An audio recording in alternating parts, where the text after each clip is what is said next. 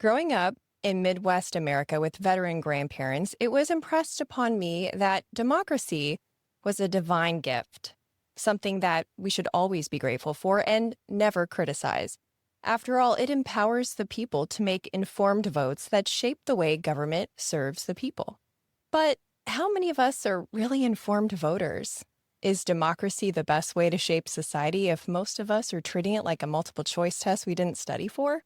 My next guest is a Flanigan Family professor at Georgetown Business School who agrees that democracies outperform most historical alternatives, but suggests that some form of epistocracy, meaning the rule of the knowledgeable, could be worth experimenting with. In other words, the more of an informed voter you are, the more weight your vote carries.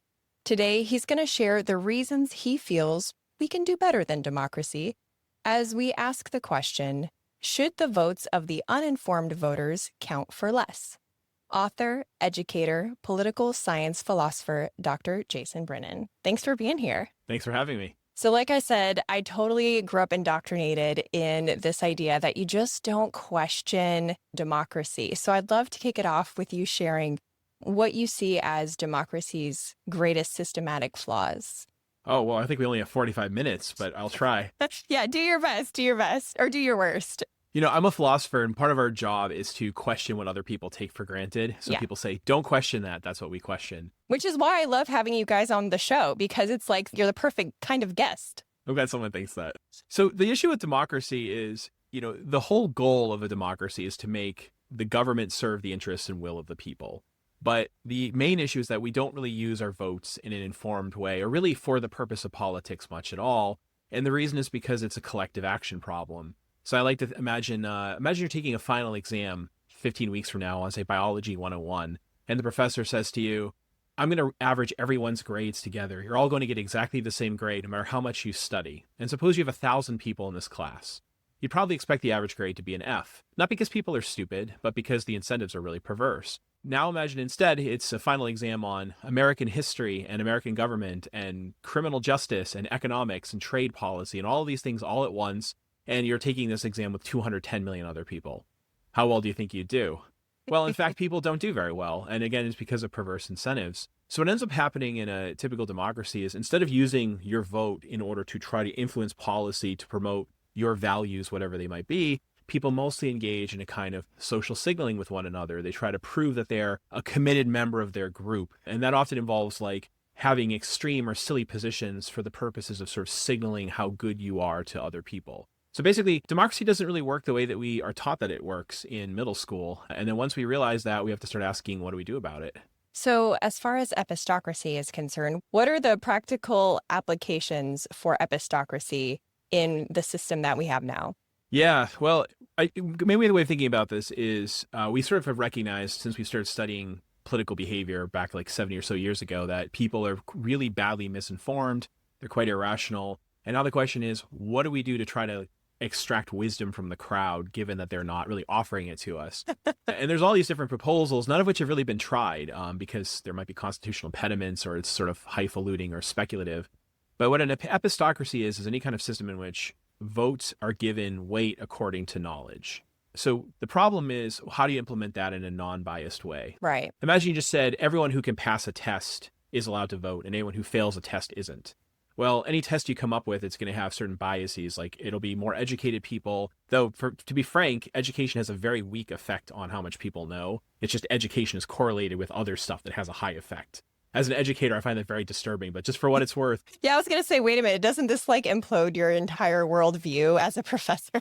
Oh, yeah. No, I mean, I mostly teach classes. I literally have a class for freshmen where I spend the first 3 days explaining like why business school isn't really going to do much for them and they should probably major in something else. How are you still employed? Tenure works for some people. Okay. Yeah. So literally like going from having a high school diploma to a bachelor's degree predicts you get about 1 to 1.5 extra questions right on this battery of questions that the Pew polling company gives people every couple of years. It has almost no effect. Wow. However, it's correlated with other things like income and so on, which does predict information. So here's an idea then. What if on election day, everyone gets to vote, but when they vote, they do 3 things.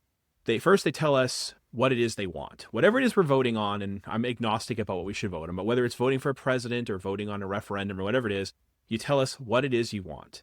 The second thing is you tell us who you are.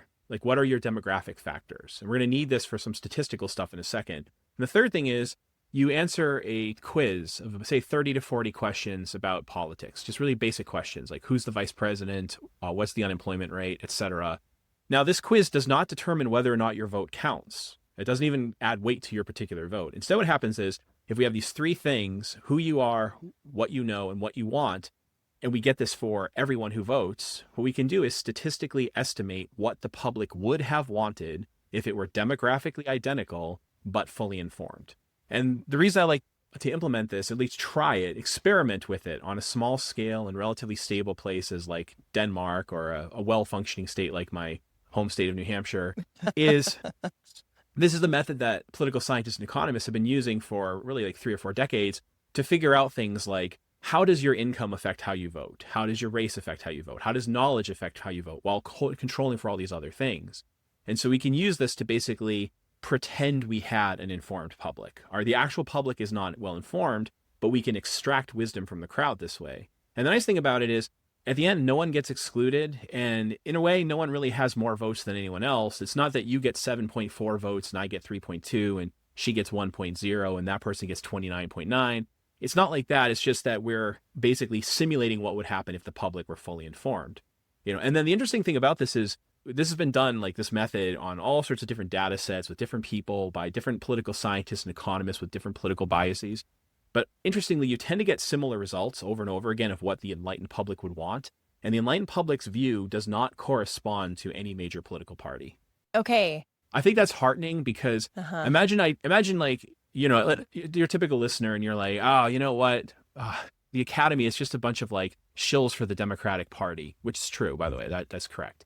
And they just use this method and it turns out everyone would vote Democrat. He'd be like, I don't really believe it. But in fact, it's not what the method shows. It says they wouldn't really prefer what the Democrats like. They don't really like what the Republicans do. They just have a kind of more nuanced position that doesn't correspond to any particular political party.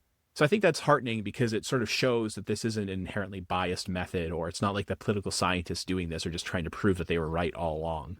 But is it informed? I mean, not that the public would be tricked in this particular example, but it's kind of like, is that really an informed vote if, the people that are counting them have to interpret the information? Yeah. So one thing you want to do with this kind of method is make sure that any kind of statistical test is all done publicly. You make the quiz public, you make all the data public. You can just say, here's how many people voted this way, here's their information.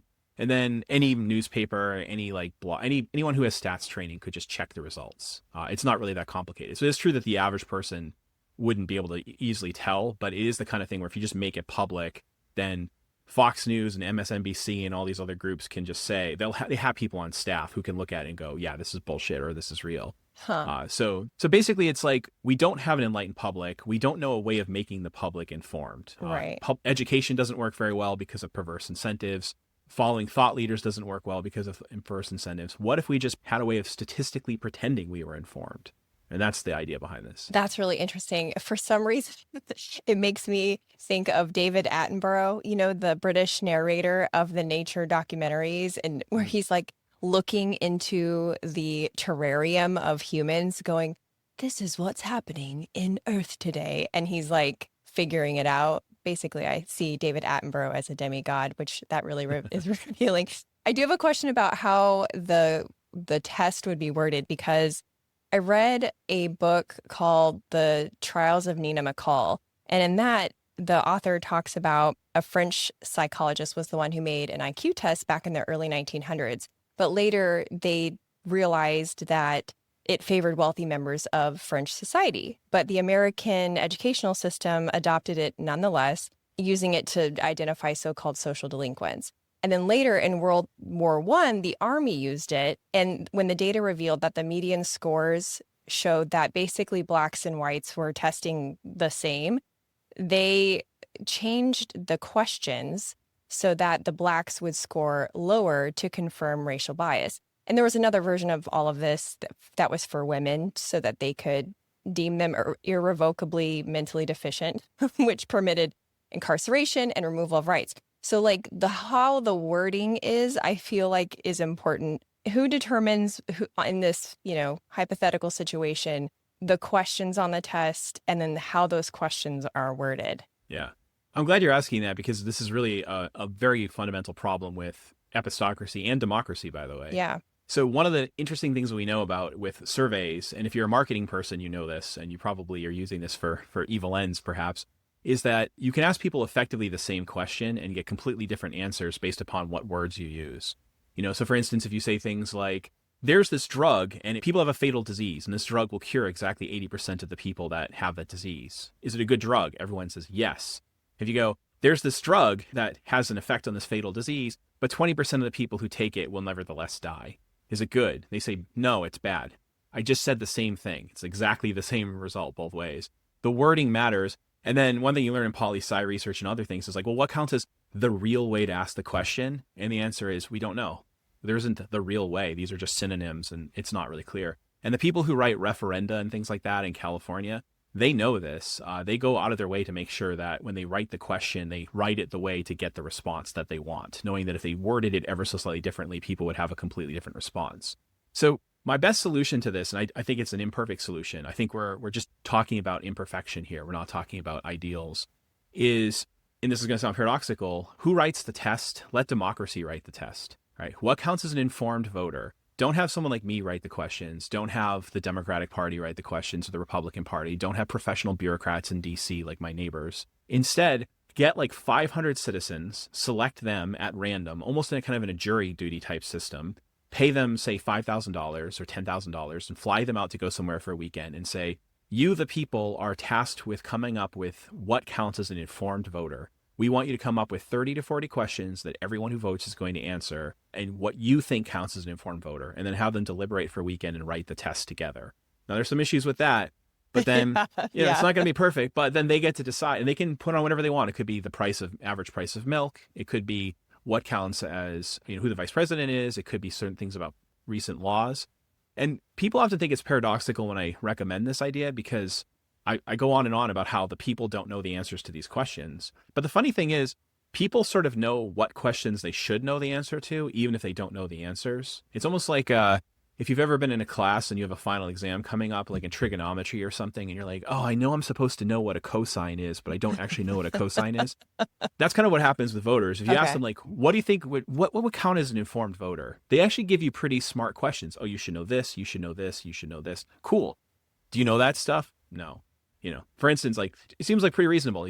Which party controls Congress and what have they done? Most people come up with that. And if you ask voters that stuff, they don't know. You mentioned in your book that civic education tends to push people towards more of the extreme views as opposed to bringing them into a place of moderation. And when you're talking about letting democracy choose these questions, I'm thinking, well, gosh, shouldn't we kind of get ready first? Shouldn't we be more educated? Shouldn't we enhance our public educational system to include more complete versions of history and government systems? But when I read that part of your book, I was so confused. So explain what you mean by that. And do we just accept our own ignorance and pray that we don't become like that movie Idiocracy? Yeah. And this pains me to say as an educator, but the reason everyone's like, well, I want to just educate people better. It doesn't work. That's why. And it doesn't work not because people are stupid, but because they're smart. And that's basically why. It doesn't work because they're smart. So think of it like this. I was a chemistry major for a long time, but I don't remember much about chemistry. Why? Because I don't use it anymore. I took 4 years of Spanish in high school and I was really good at it. I just went to Costa Rica 2 weeks ago and I struggled to get through, 20 plus years after I finished high school, I allowed myself to forget it. I don't remember the phone number of my best friend in high school anymore. Why not? I forgot all of this stuff. It's called rational ignorance. I don't need this information. It's not very useful to me, so I let it go away.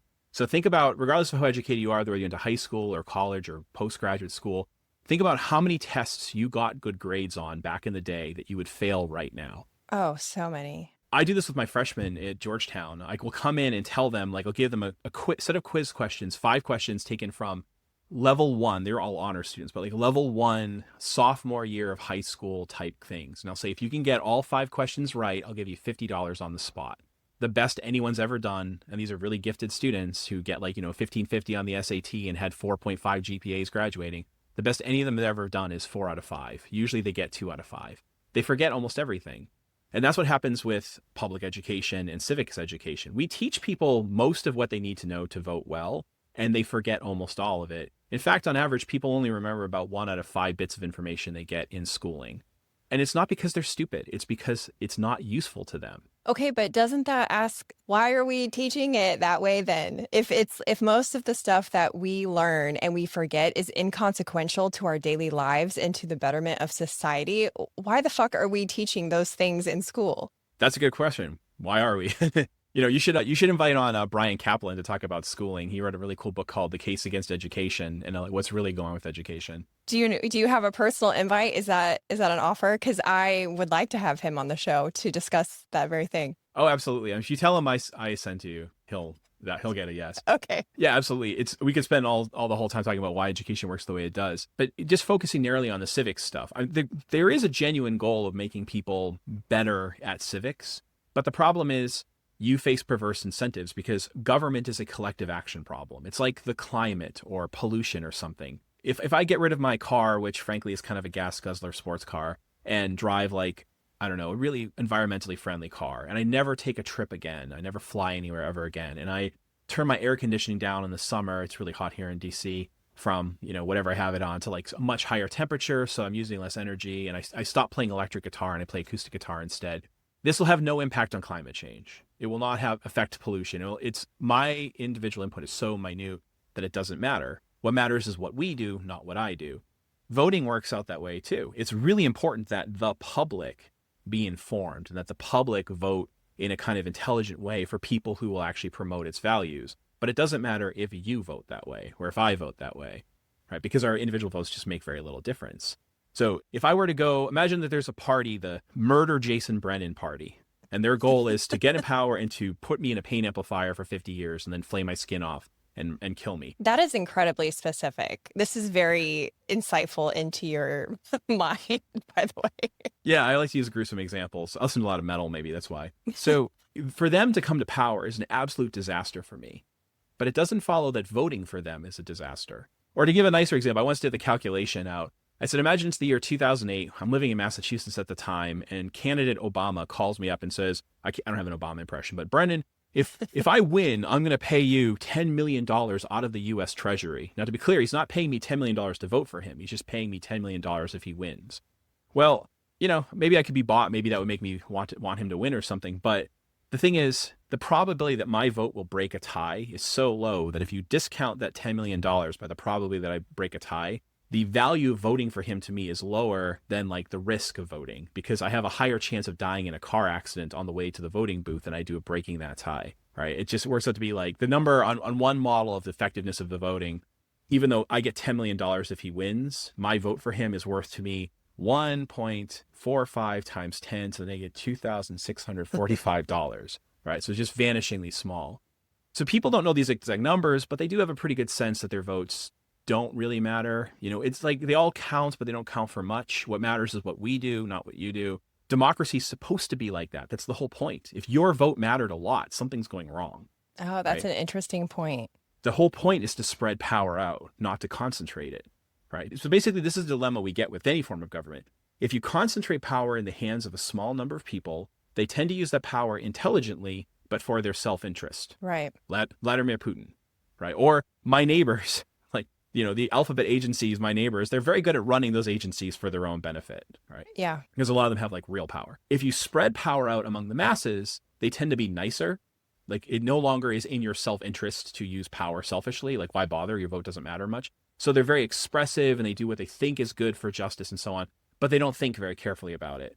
So the dilemma we have is concentrate power, you get smart but nasty. Spread power out, you get nice but dumb. Neither one of those is particularly good. They both have their downsides. Well, hey there. Since you seem to be enjoying this episode so far, double check that you've hit the follow button on your podcast listening app and subscribe on YouTube. And to join my free private Facebook group, search MFR Curious Insiders on Facebook or click the link in the show notes. Okay, back to the show. So should we feel an obligation to vote? Is it really our civic duty then? I don't think it is. I tend to think of more like you have a conditional duty. If you're going to vote, you should vote in an intelligent way. You should be informed. You should like really consider the complications of the questions that you're answering. You should consider the values that you're like, be a good voter. I would never say, like, to borrow a phrase from Brian Kaplan I mentioned before, we never say to people, it doesn't matter if you don't know anything about surgery. The important thing is that you make your cut. But we do say, it doesn't matter if you don't know anything about politics. The important thing is that you vote.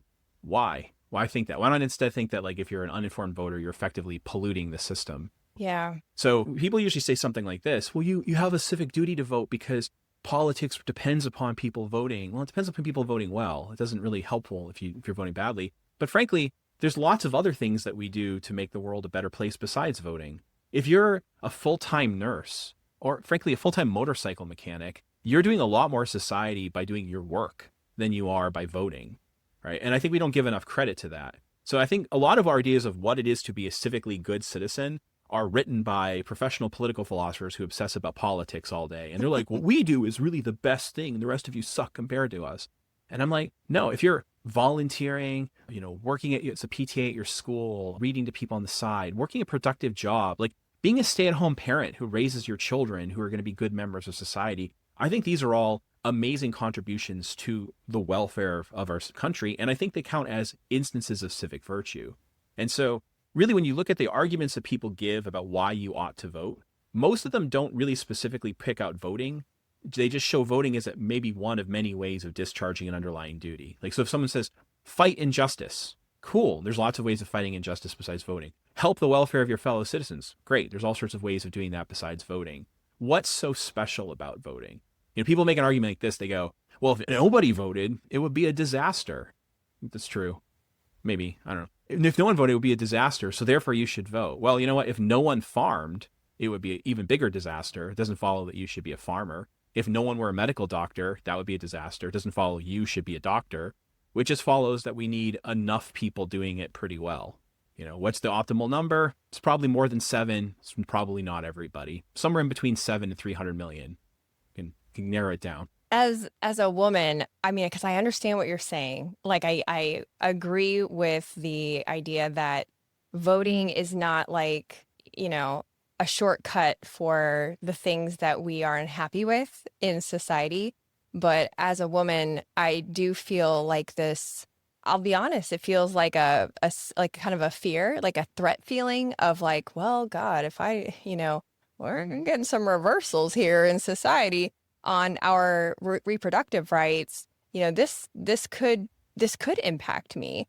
For that reason, I'm kind of like, well, yeah, I do feel obligated to vote, even though I equally run into this issue of being myself an uninformed voter. Yeah. I mean, if you could unilaterally protect rights, like if your vote really going to be pivotal, that would be a big deal. But what if it isn't?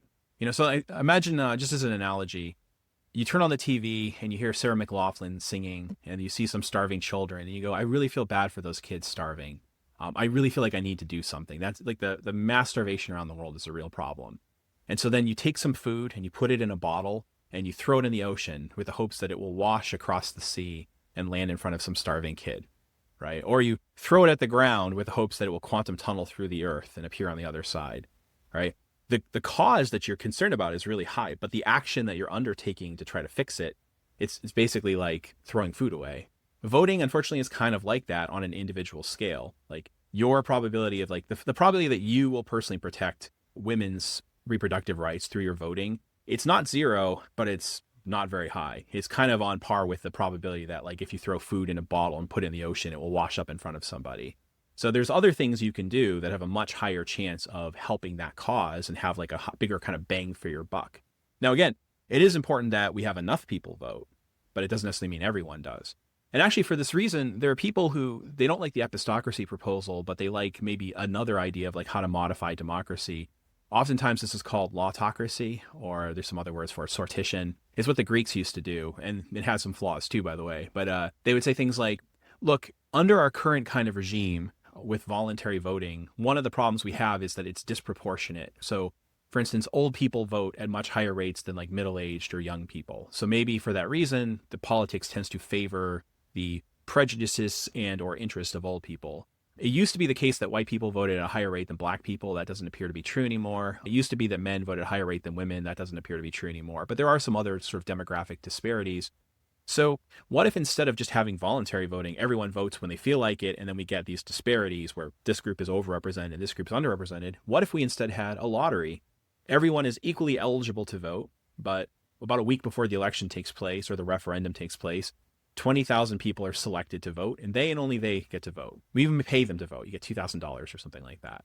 If we did that, a couple interesting things. One is the number of people who would vote would actually be more representative of the country as a whole than what we get under our current regime. Statistically speaking, 20,000 randomly selected people is a better poll than just letting anyone vote who wants to. We get less of a disparity in things like income and so on. And maybe they would take their votes more seriously because your vote matters more.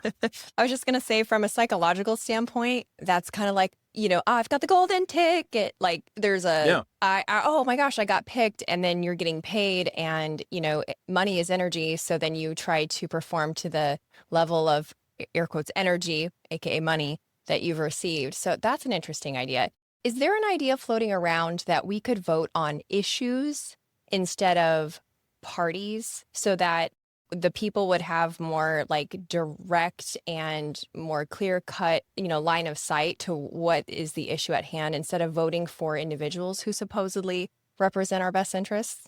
Yeah, you see something like that maybe in Switzerland, where there's a lot more voting on policies, but Switzerland's also kind of a weird place, and it's a lot of it voting on like local politics and not big national politics. Part of the complication with that, though, is that most of us aren't using issues the way that we tend to think. What we teach our kids in school, my younger son is learning in like middle school right now, is that this is how democracy works. I have values. I learn how the world works. I form an ideology on the basis of that. I vote for the party that matches my ideology. Everyone does this. As a result, on election day, the will of, if not the people, at least a large segment of the population gets put in place.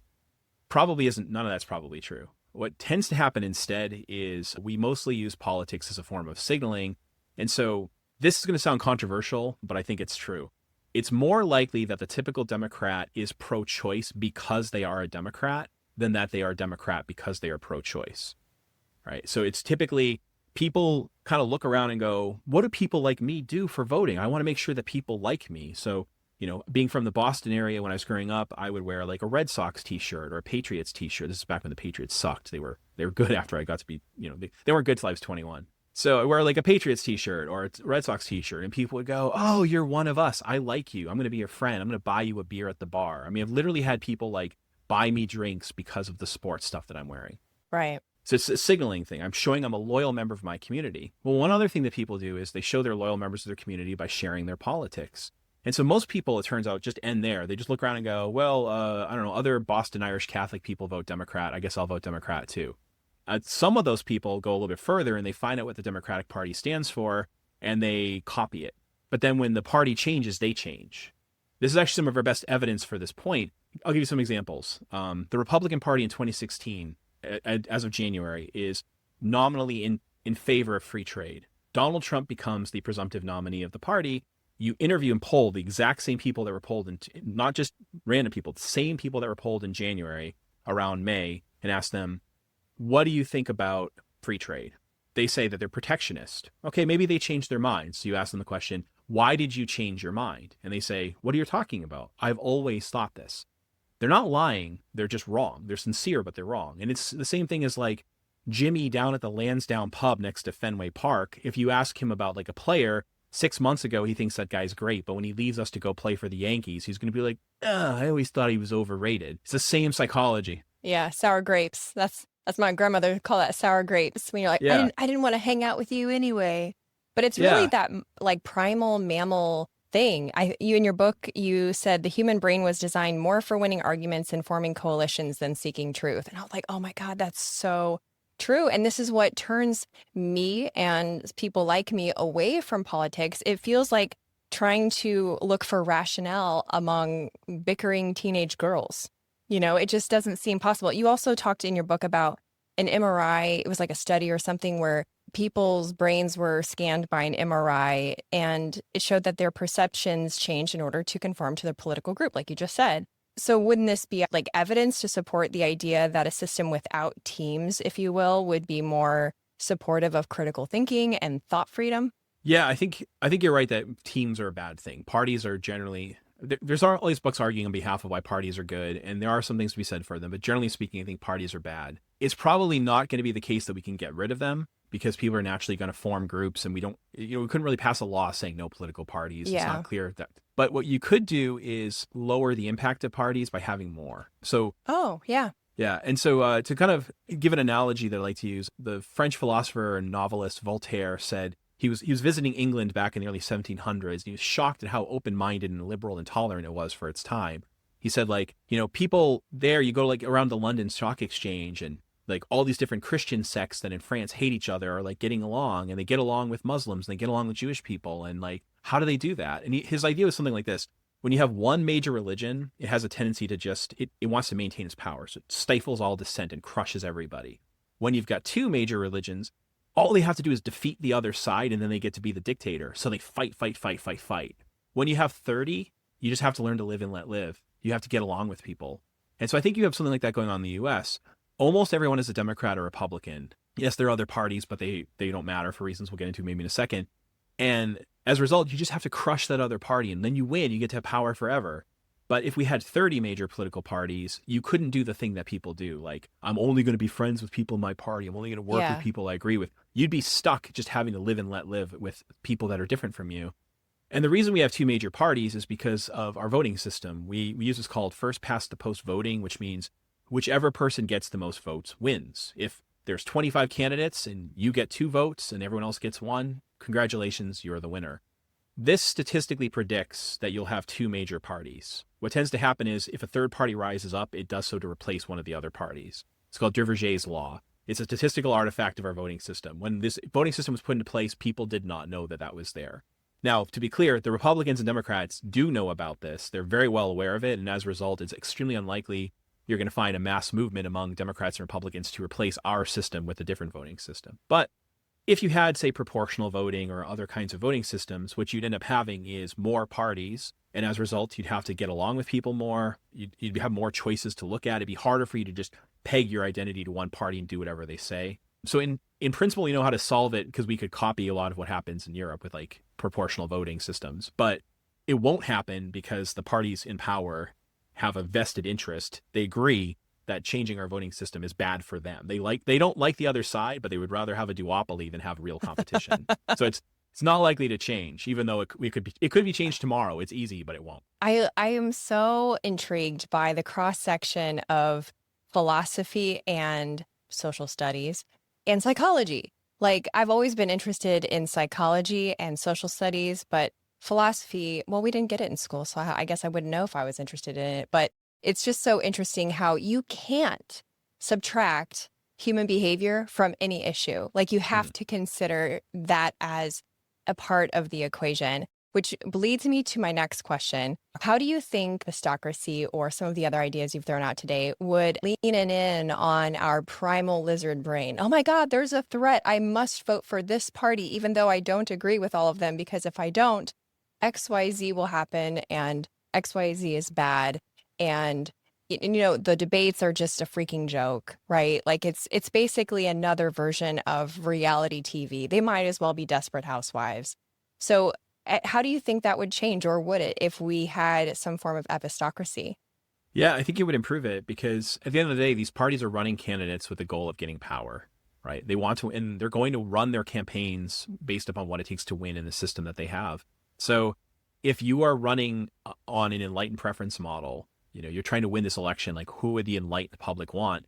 You would have the parties running different types of advertisements, different candidates, different policies, and so on. So people ask like, oh, in 2016, who would have won under an enlightened preference model, Donald Trump or Hillary Clinton? It's like neither. They wouldn't have been the candidates. It would have been someone else. And frankly, this is not special to my proposal. It's true for really any kind of political change. The way parties campaign is endogenous to the way the system is run. So this is why, for instance, people say things like in 2016, didn't Hillary Clinton win the popular vote and Trump lost? And they're like, no, she didn't, because there's no such thing as the popular vote. And it's not being nitpicky. It's actually a really important point.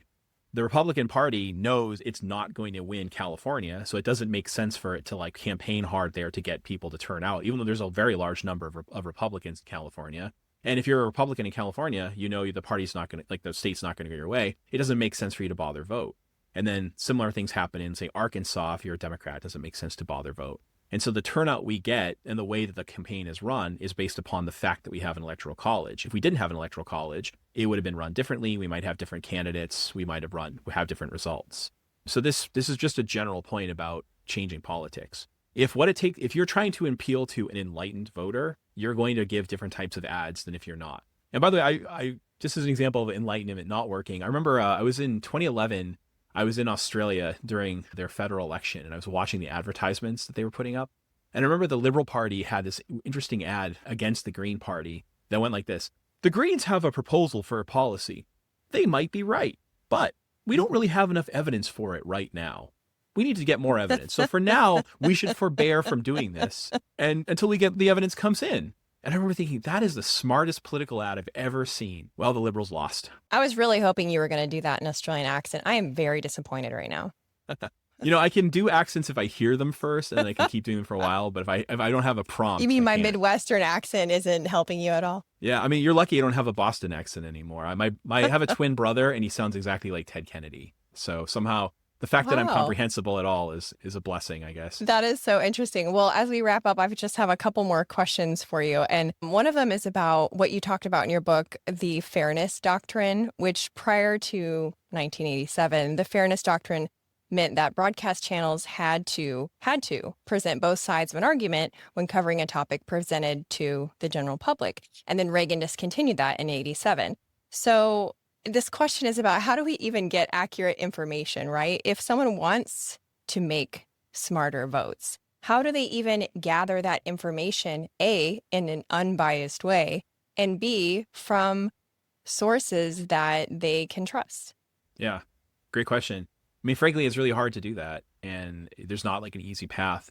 One thing I would say, though, is focusing on the news is probably not the right way to do it, because the news is giving you particular facts, and it's often, it's taught by journalists, and journalists are not social scientists. So understanding the meaning of a fact requires a kind of deeper type of knowledge. So I'd really recommend people do is, if you really want to be an informed voter, study political science, study economics, study history. There's a lot of bias there, but if the more of this you see, the more you can kind of start seeing like, well, what might the biases be? How can I kind of overcome them? And you start getting some general theories to like peg these facts upon. And also, there's always this thing about testimony. If someone gives you a statement that's contrary to their interest, it's more likely to be true than if it's on behalf of their interests. So for people will say things like, for instance, the political psychology that I cite in the book, they're like, well, political psychologists, aren't they all like really left-wing and like, basically shills for the Democratic Party? And it's like, yes, but interestingly, they are, that's true. But interestingly, when they do these studies on political psychology, they overwhelmingly find that Democratic voters are worse than Republican voters in all the things that they're measuring. That's against their self-interest. So it starts to give some credibility to what they're saying because they're not just pushing for their side in these studies. So sometimes you can use these heuristics like that. If a person says to you, here's my study, and the study implies you should give me money and power, you're like, I don't know about that. But if it's just the opposite, then it starts being more plausible. But frankly, if you want to be an informed voter, start reading economics. And after you get that, get some basic political science down. And then after you have those two things, then read history. Don't start with history. Do history next. Then you might have a real sense of how the world works. And then you can kind of like, when people give you facts, you might be able to ask the right questions about the veracity of these facts or like what the impact of these facts is. This has been such a fun topic. I think that's the perfect segue to have you share about your new book. You have written 17 of them, but your newest one is more of a historical overview. Yeah, I just had a book come out called Democracy, A Guided Tour. And it really is a history of ideas for people that don't care about history of ideas. Like me, I'm not a history of ideas kind of person. I care about arguments and evidence and data, but not history of who said what per se. So what the book does is look at 5 major sets of values, things like stability, freedom, equality, the virtue of citizens, and the wisdom of the crowd and the quality of our decision making, and look at all the major historical arguments for and against democracy in the West over the past 2,500 years, going back to Plato and coming to yesterday. right? So it's sort of like a crash course in everything that you can be said for and against democracy. It doesn't take my stance. It doesn't take any particular stance. But if you wanted to really get a short, quick, accessible understanding of like everything to be said for and against it, like that's one place to go. Well, thank you. This was fantastic, and I look forward to keeping in touch. Thank you again. Yeah, thanks for having me. Thanks for listening. Since you've made it this far, I'd like to invite you to be a part of my private Facebook group. And there I post content that I don't share anywhere else. You can talk to me directly, and I even do occasional giveaways. Search MFR Curious Insiders on Facebook or click the link in the show notes. If you liked this episode, you'll also like the one about virtue signaling. That is episode 136. Stay tuned next week for a remastered favorite asking why so many people are completely unfazed by official UFO disclosure. Until then, keep it curious.